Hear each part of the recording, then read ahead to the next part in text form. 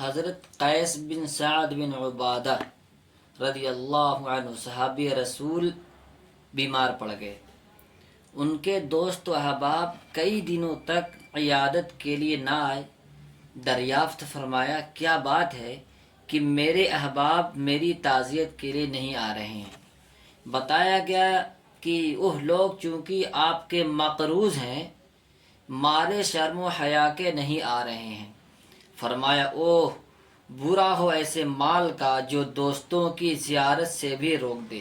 اور پھر اعلان عام فرمایا کہ عبادہ کا جس پر بھی قرض ہے وہ معاف ہے۔ اس اعلان عام کے بعد شام ہوتے ہوتے زائرین و عیادت کرنے والوں کی کثرت کی وجہ سے ان کے دروازے کی چوکھٹ ٹوٹ گئی۔ ایک دوسرا قصہ ہے، قیس بن سعد رضی اللہ تعالیٰ عنہ سے پوچھا گیا آپ نے اپنے سے بھی زیادہ سخاوت کرنے والا کسی کو دیکھا ہے؟ فرمایا ہاں، ہم ایک بدو عورت کے ہاں مہمان ہوئے۔ اس وقت اس کا شوہر کہیں گیا ہوا تھا۔ اس کے آنے پر بتایا گیا کہ 2 مہمان تشریف لائے ہیں۔ صاحب خانہ نے ایک اونٹنی لا کر ذبح کی اور کہا لیجئے۔ دوسرے دن پھر ایک اونٹنی ذبح کی اور کہا لیجئے۔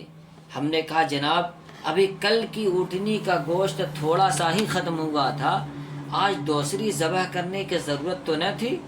اس نے کہا مجھے اپنے مہمانوں کو باسی گوشت کھلانا گوارا نہیں۔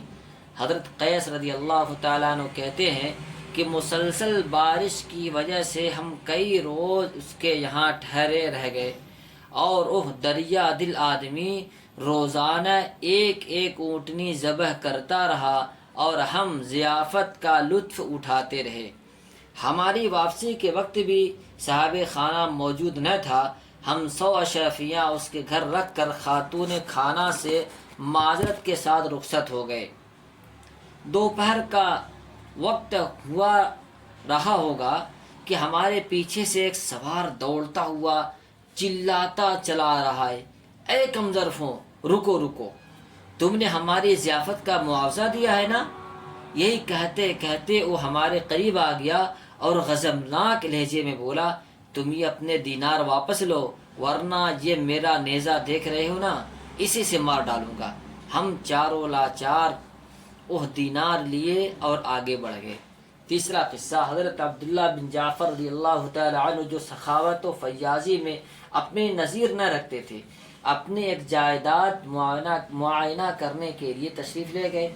قریب ہی میں کسی شخص کا کھجور کا باغ تھا، اس میں گئے تو دیکھا کہ ایک حبشی غلام ان کی دیکھ بھال کر رہا ہے۔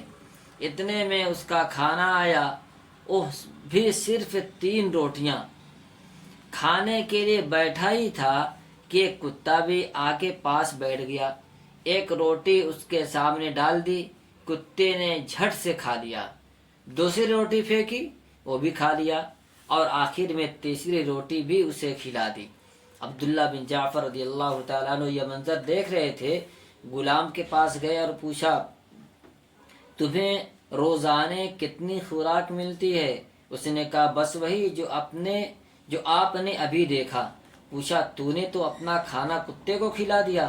بولا یہ کتوں کا علاقہ تو نہیں ہے، لگ رہا ہے کہیں دور سے آیا ہوا ہے اور بھوکا ہے، مجھے اچھا نہیں لگا کہ اسے بھوکا ہی جانے دوں۔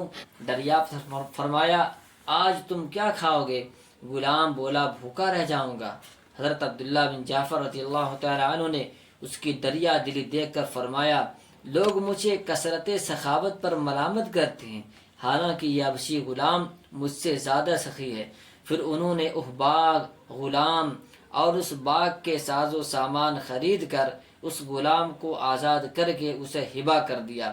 غلام کا بھی جذبہ سخاوت جوش میں تھا۔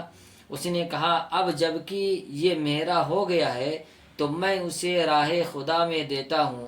حضرت عبداللہ بن جعفر رضی اللہ تعالیٰ عنہ کو یہ بات بہت بڑی لگی اور فرمایا اس جیسا غلام اس قدر دریا دلی کا مظاہرہ کرے اور میں بخل سے کام لوں، ایسا کبھی نہیں ہو سکتا۔